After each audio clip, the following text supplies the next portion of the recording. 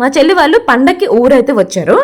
నాకు ఒక చీర కావాలి, ఒక డ్రెస్ కావాలి అని చెప్పింది. సరేలే రా అనేసి చెప్పాను అనమాట. ఇంకా ఇంటికి వచ్చిన తర్వాత తనకి చాయిస్ అయితే ఇచ్చేసాను. ఊరుకుంటారా చెల్లెలు? అస్సలు ఊరుకోరు. ఇంకా నచ్చనివి అన్ని తీసేసి పడేసింది అనమాట. సో తనకి నచ్చినవి కొన్ని సెలెక్ట్ చేసుకుంది. సో నేను కూడా మైసూర్ వెళ్ళేటప్పుడు వాళ్ళ కబోర్డ్ మొత్తం కూడా తీసేసి నాకు నచ్చినవన్నీ కూడా చూసుకుంటాను. సో అప్పుడు అనిపించింది అనమాట, మనం చేసేది వాళ్ళు కూడా చేస్తున్నారు అనేసి.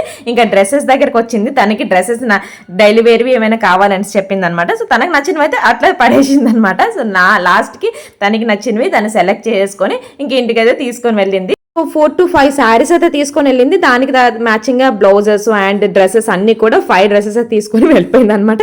అండ్ లాస్ట్ కి అక్క పరిస్థితి ఎలా ఉంటుంది ఇక్కడ చూడండి.